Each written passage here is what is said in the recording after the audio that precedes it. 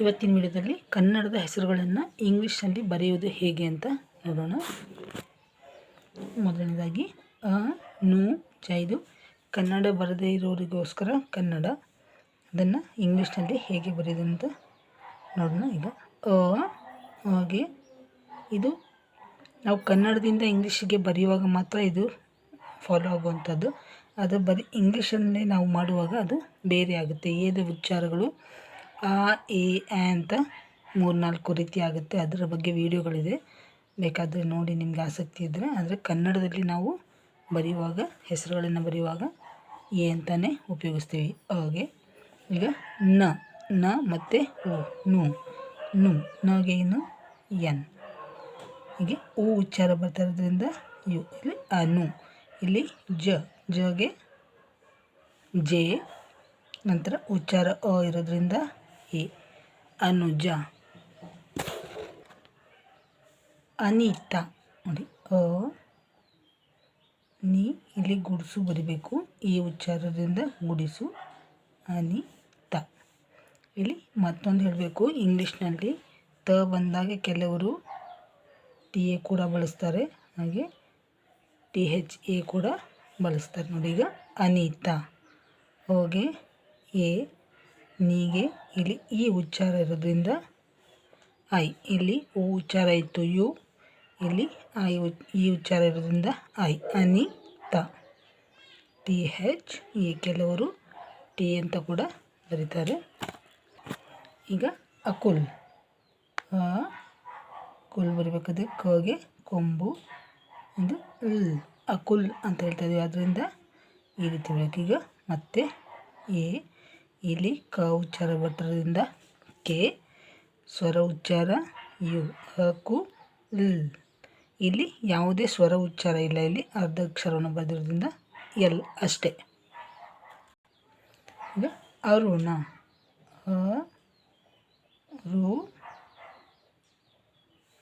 ಅರುಣ, ಇಲ್ಲಿ ರುಗೆ are you, ಅರು. ಇಲ್ಲಿ ನ ಮತ್ತು ನ ಎರಡಕ್ಕೂ ಕೂಡ ಇಂಗ್ಲೀಷ್ನಲ್ಲಿ ಎನ್ನನ್ನೇ ಉಪಯೋಗಿಸ್ಬೇಕು. ಅರು ನ, ಆ ಉಚ್ಚಾರದಿಂದ ಎ. ಅರುಣ. ಅರ್ಜುನ,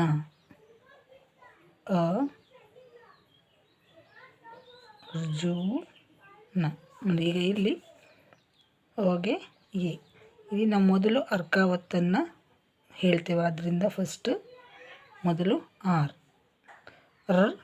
ಆಯಿತು. ಈಗ ಜು, ಜೆ ಯು, ಅರ್ಜುನ. ಅರ್ಥ ಆಯಿತು ಅಂದ್ಕೊಳ್ತೀನಿ. ನಂತರ ಅಖಿಲ,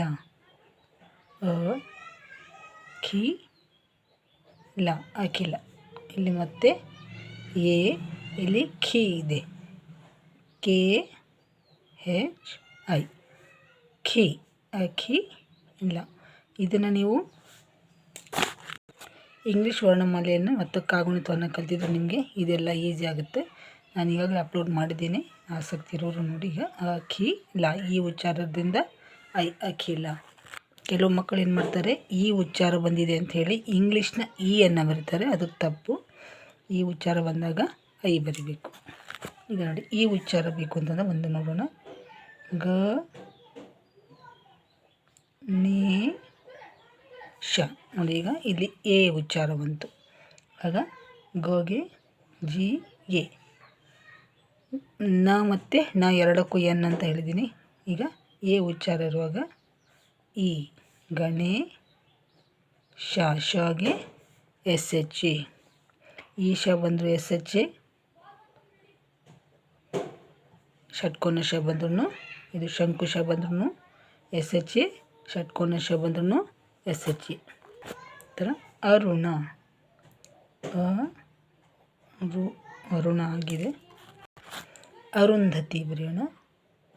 ಅರುಂಧತಿ. ಈಗ ಇಲ್ಲಿ ಇಲ್ಲಿ ಆರ್ ಯು, ರು, ಇಲ್ಲಿ ಉಚ್ಚಾರ ಬರೋದ್ರಿಂದ ಎನ್. ಅರುಣ್ DHA, ಅರುಂಧ. THI. ಸಾಮಾನ್ಯವಾಗಿ ತೋಗೆ ತತ ತಿಥಿಗೆ ನಾವು ಟಿ ಹೆಚ್ ಬಳಸಿದರೆ ಅದು ಹೆಚ್ಚು ಸೂಕ್ತ. ಇಲ್ಲಾಂದರೆ ಟಿ ಐ ಅಂತ ಬರೆದು ಟಿ ಅಂತ ಉಚ್ಚಾರ ಆಗುತ್ತೆ, ಅದು ಅರ್ಥ ಆಗುತ್ತೆ, ಬಟ್ ಇದು ಹೆಚ್ಚು ಸೂಕ್ತ ಅಂತ ಅನಿಸುತ್ತೆ. ಇನ್ನೊಂದು ಅನಾಮಿಕ, ಅ ನ ಮಿ ಕ, ಅನಾಮಿಕ. ಮತ್ತು ಎ ಇಲ್ಲಿ ನಾ, ಎನ್ ಡಬಲ್ ಎ, ಅನಾ, ಎಮ್ ಐ, ಮೀ, ಮಗೆ ಎಮ್, ಈ ಉಚ್ಚಾರಕ್ಕೆ ಐ, ನಂತರ ಕೋಗೆ ಕೆ ಎ.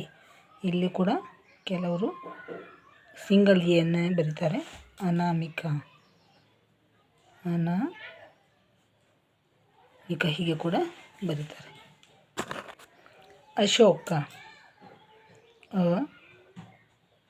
ಶೋ ಕ, ಅಶೋಕ, ಅ ಶೋ. ಈಗ ಶಗೆ ಏನು ಹೇಳಿದ್ವಿ, ಎಸ್ ಹೆಚ್, ಶ ಅಷ್ಟೇ. ಇದು ಇಷ್ಟೇ, ಇಷ್ಟಕ್ಕೆ ಶ.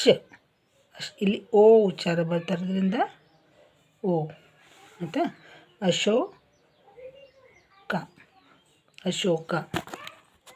ಈಗ ಆನಂದ್, ಆನಂದ್, ಆನಂದ, ಇದು ಆನಂದ. ಆನಂದ್ ಅಂತ ಬರಿಬೇಕಂತಂದರೆ ಆನಂದ್. ಈಗ ಹಾಗೆ ಡಬಲ್ ಎ ಬರೀತಾರೆ, ಅದು ಸಾಮಾನ್ಯವಾಗಿ ಆನಂದ್ ಅಂತ ಬರೆಯುವಾಗ ಸಾಮಾನ್ಯವಾಗಿ ಸಿಂಗಲ್ ಎ ಅಷ್ಟನ್ನೇ ಉಪಯೋಗಿಸ್ತಾರೆ. ನಾಗೆ ಎನ್ ಎ, ಇಲ್ಲಿ ನಂತರ ಸೊನ್ನೆ ಎನ್ ಅಂತ ಉಚ್ಚಾರ ಬರೋದ್ರಿಂದ ಮತ್ತು ಎನ್, ಇಲ್ಲಿ ದ, ಇಲ್ಲಿ ಅರ್ಧ ನಾವು ದ ಬರೆದಿರೋದ್ರಿಂದ ಡಿ ಅಷ್ಟೇ. ನೀವು ಆನಂದ ಅಂತ ಬರಿಬೇಕಾದ್ರೆ ಎ, ಆನಂದ. ಮತ್ತೊಂದು ಪದ ಅಚಲ, ಅ ಚ ಲ, ಅಚಲ. ಇಲ್ಲಿ ಎ, ಇಲ್ಲಿ ಚಗೆ ಸಿ ಹೆಚ್ ಎ, ಅಚ ಲಾಗೆ ಎಲ್ ಇ, ಅಚಲ. ಅರವಿಂದ್, ಅ ರ ವಿಂದ್, ಅರವಿಂದ್. ಹೊಗೆ ಎ, ರಗೆ ಆರ್ ಎ, ಇಲ್ಲಿ ವಿ, ವಿ ಐ, ಈ ಉಚ್ಚಾರ ಇರೋದ್ರಿಂದ ಐ, ನಂತರ ಸೊನ್ನೆ ಇದೆ, ಇಲ್ಲಿ ದ ಇರೋದ್ರಿಂದ ಇಲ್ಲಿ ನ. ಇದ್ರ ಬಗ್ಗೆ ಕೂಡ ವಿಡಿಯೋ ಇದೆ, ಯಾವಾಗ ಎನ್ ಬರಿಬೇಕು, ಯಾವಾಗ ಎಮ್ ಬರಿಬೇಕು ಸೊನ್ನೆ ಬಂದಾಗ ಅಂತ. ಇದರ ಬಗ್ಗೆ ಕೂಡ ವಿಡಿಯೋ ಅಪ್ಲೋಡ್ ಮಾಡಿದ್ದೀನಿ, ಆಸಕ್ತಿ ಇರೋರು ನೋಡಿ. ಅರವಿಂದ್, ಇದು ಅರವಿಂದ್. ಇಲ್ಲಿ ಕೆಲವು ಶಬ್ದಗಳಲ್ಲಿ ಕನ್ನಡದಿಂದ ಇಂಗ್ಲೀಷಿಗೆ ಬರೆಯುವಾಗ ವ ಬಂದಾಗ ವಿ ಮತ್ತು ಡಬ್ಲ್ಯೂ ಎರಡನ್ನು ಬಳಸ್ತಾರೆ. ಇದು ಅರವಿಂದ್. ಇಂಗ್ಲೀಷ್ನ ಪದಗಳಲ್ಲಿ ವಿ ಮತ್ತು ಡಬ್ಲ್ಯೂ ಯಾವಾಗ ಬಳಸಬೇಕು ಅನ್ನೋದ್ರ ಬಗ್ಗೆ ಕೂಡ ವಿಡಿಯೋ ಇದೆ, ಅದು ಕೂಡ ಆಸಕ್ತಿ ಇರೋರು ನೋಡಿ. ಇನ್ನೊಂದು ಅಜಯ್, ಅ ಜ ಯ, ಅಜಯ್. ಮತ್ತು ಎ, ಜಗೆ ಜೆ, ಎ, ಯಗೆ ವೈ, ಅಜಯ್. ಈ ವಿಡಿಯೋ ನಿಮಗೆ ಸಹಾಯ ಆಗುತ್ತೆ ಅಂತ ಅಂದ್ಕೊಂಡಿದ್ದೀನಿ. ಮತ್ತೆ ಮುಂದಿನ ವಿಡಿಯೋದಲ್ಲಿ ಭೇಟಿಯಾಗೋಣ. ಅಲ್ಲಿವರೆಗೂ ಎಲ್ಲರಿಗೂ ಧನ್ಯವಾದಗಳು, ನಮಸ್ಕಾರ.